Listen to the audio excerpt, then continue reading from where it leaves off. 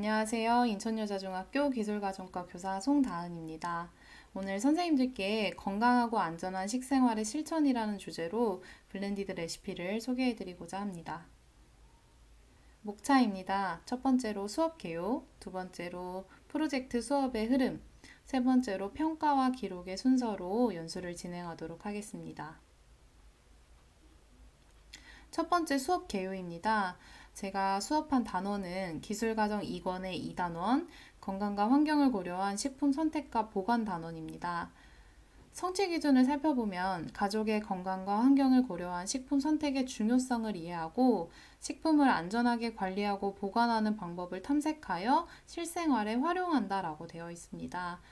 그래서 제가 수업을 설계할 때 두 가지 측면에서 가장 고민을 많이 했는데요. 첫 번째는 교과 내용적인 측면에서 청소년 식생활 문제와 식품 선택 단원을 어떻게 연계할 수 있을지, 그리고 학생들이 이 내용을 배운 후에 어떻게 실생활에 적용하고 실천할 수 있을지 삶과 연계된 조금 수업에 대해서 고민하게 되었습니다. 두 번째로는 블렌디드 수업적인 측면에서 고민을 하겠는데요. 원격 수업으로 진행을 하다 보니 모두가 참여할 수 있는 수업 방법은 어떤 것이 있을지, 그리고 교사와 학생 모두가 온라인, 오프라인을 조금 자유롭게 넘나들 수 있는 수업 방법에 대해서 두 가지 측면에서 고민을 하면서 이 수업을 설계하게 되었습니다. 두 번째, 수업의 흐름입니다. 1, 2차 시 수업은 건강과 안전, 환경에 영향을 미치는 식생활 사례 탐구하기 활동으로 진행을 했는데요. 저는 패들릿 도구를 이용을 해서 수업을 진행했습니다. 첫 번째로는 교사가 사례를 제시해 주었고요. 두 번째로는 학생들이 소외실 모둠 활동을 통해서 기사 찾기 활동을 하고 그 찾은 기사의 내용을 바탕으로 문제점과 실천 방안을 탐구하고 토의하는 내용으로 진행을 했습니다. 세 번째로는 온오프라인 발표를 했고, 네 번째로는 평가 피드백을 해서 마무리하였습니다. 사례 제시인데요. 패들릿을 이용을 해서 제가 세 가지 사례를 먼저 학생들한테 제시를 해줬습니다. 식품의 생산, 가공, 유통, 조리, 보관 과정에서 발생할 수 있는 위해 요소를 탐구하는 활동을 진행하기 앞서서 학생들이 조금 어려워할 것 같다는 생각이 들어서 제가 친숙한 사례를 몇 가지 찾아서 보여준 후에 활동을 진행하도록 했습니다. 첫 번째는 학생들이 자주 먹는 과자의 가공 속에서 발생할 수 있는 위해 요소, 두 번째는 햄버거의 조리 과정에서 발생할 수 있는 위해 요소, 그리고 마지막으로는 요새 식재료로 굉장히 인기가 많은 아보카도가 환경을 위해할 수 있는 요소라는 것을 사례를 들면서 보여주었더니 학생들이 아보카도에서는 조금 놀라는 반응이 많더라고요. 아보카도가 환경을 위협할 줄은 몰랐다고 하는 그런 얘기를 해서 이 세 가지 사례를 통해서 어떤 식으로 기사를 찾아야 하는지, 어떤 내용을 배우게 되는지 동기 유발 자료로 사용을 했습니다. 두 번째로 본격적으로 학생들이 이제 모둠 활동을 시작을 했는데요. 소외실 모둠 활동을 통해서 진행을 했습니다. 패들릿의 옆에다가 과제 두 가지를 제시를 해줬고 학생들은 제가 줌 패들릿 주소를 공유해서 줌 화면으로 소외의실을 열었습니다.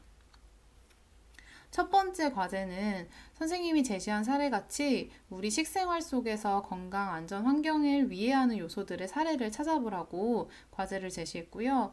관련된 기사나 카드뉴스, 영상 모두 다 괜찮다고 했습니다. 대신 출처를 명시해서 게시를 하도록 했고요. 이 기사 찾기 활동이 끝난 모둠은 두 번째로 넘어가서 두 번째 과제를 해결하도록 했습니다.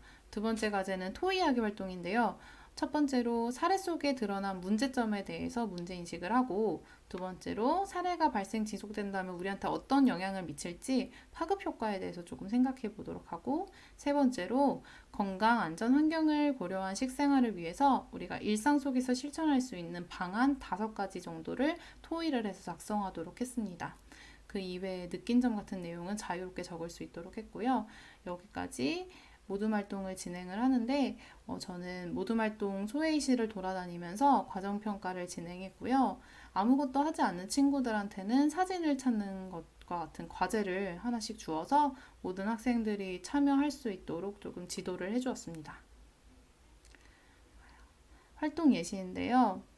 제가 6모둠을 6반 정도로 진행을 했는데 이 패들릿의 장점이 실시간으로 업로드가 되기 때문에 다른 모둠의 진행 과정을 그 글로써 볼 수 있다는 장점이 있어서 학생들이 서로의 그 패들릿을 보면서 단 한 사례도 겹치는 사례가 없었습니다. 다 다른 식생활 사례를 찾아냈고 또 이 패들릿의 장점인 하이라이트 기능을 이용을 해서 중요한 내용이나 핵심 내용의 하이라이트를 표시해서 다른 친구들이 사례를 좀 더 잘 파악할 수 있도록 이런 식으로 활동을 했고요.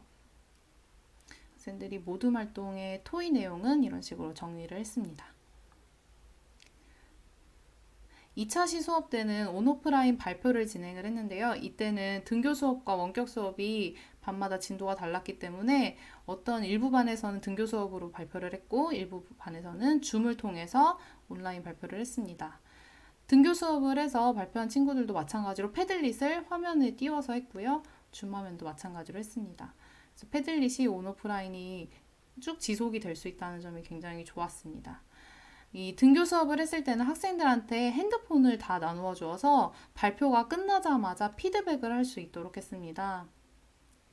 그래서 패들릿의 설정 중에 익명 댓글을 달 수 있고 하트를 누를 수 있는 설정이 있는데 그것을 다 열어두고 발표가 끝난 후에 발표에 대한 피드백을 작성할 수 있도록 동료 평가를 진행을 했습니다.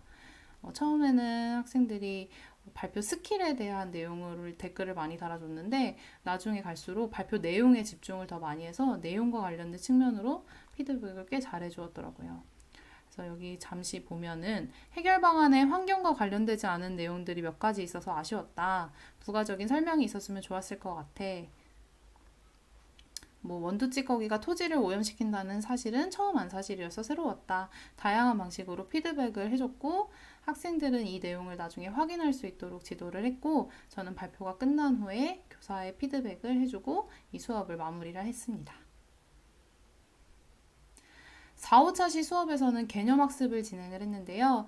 식품의약품안전처에서 영양표시 제도에 대한 좋은 영상이 있어서 이 영상을 보면서 영양표시 제도에 대해서 학습을 했고 교과서를 조금 참고했는데요. 식품안전과 건강의 고등학교 교과서에 식품 위해 요소라든지 식품 표시, 식품 인증 제도, 유통기한과 소비기한 관련된 내용들이 굉장히 잘 정리가 되어 있어서 이 내용을 참고해서 학생들과 4, 5차 시 수업에는 개념학습을 진행하였습니다. 5, 6차 시 수업에서는 영양표시 도안 디자인하기 활동을 했는데요. 이 내용은 식품의약품안전처에서 주관했던 자유학기제 프로그램을 운영하면서 했던 내용을 여기에 접목을 한번 해봤습니다. 첫 번째로 나라별 영양표시 제도를 탐구하고 두 번째로 청소년의 식생활 문제와 연계하여서 세 번째로 영양표시 디자인을 완성을 하고 마지막으로 평가, 피드백으로 진행을 했습니다. 온라인 수업으로 진행할 때 나라별 영양표시 제도를 탐구를 했는데요.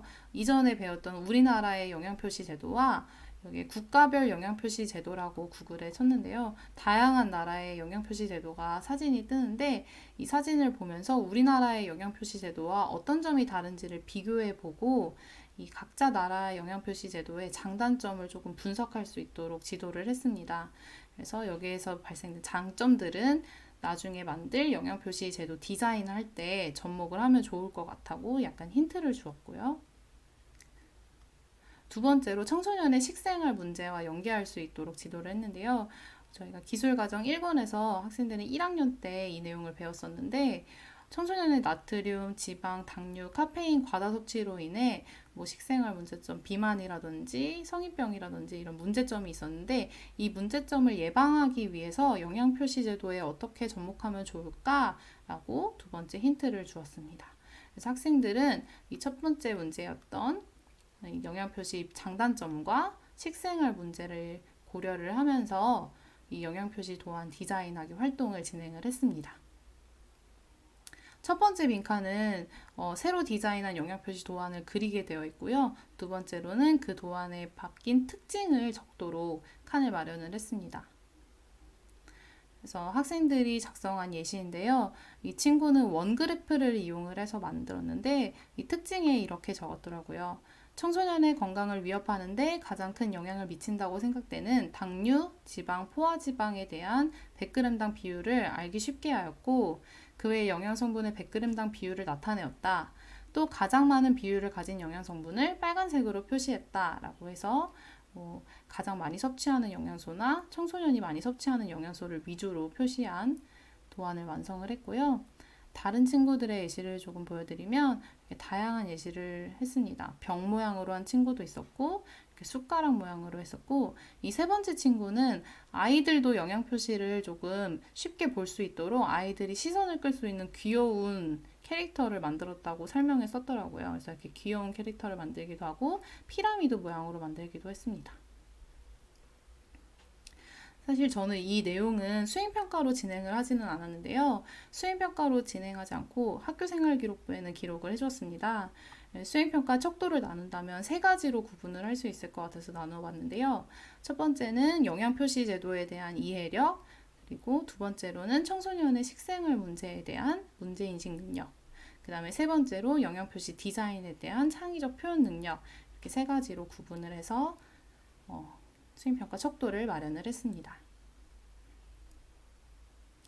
마지막으로 제가 생활기록부에 기재했던 예시인데요. 식생활 속 가족의 건강과 환경에 영향을 미치는 위의 요소와 관련된 기사를 찾아 실천 방안을 제시하고 발표함. 청소년기 식생활 문제를 인식하고 청소년의 건강을 위협하는 영양성분의 섭취를 줄이는 방향을 적용하여 참신한 영양표시 도안 디자인을 완성함. 영양표시의 필요성과 중요성에 대한 이해를 바탕으로 국가별 영양표시에 대한 특징과 장단점을 잘 분석하여 디자인에 적용함. 이렇게 생활기록부에 예시를 써주었습니다. 여기까지 제 블렌디드 수업의 레시피는 마치도록 하겠습니다.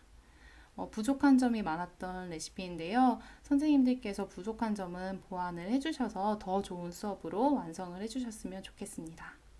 지금까지 제 연수를 들어주셔서 감사합니다.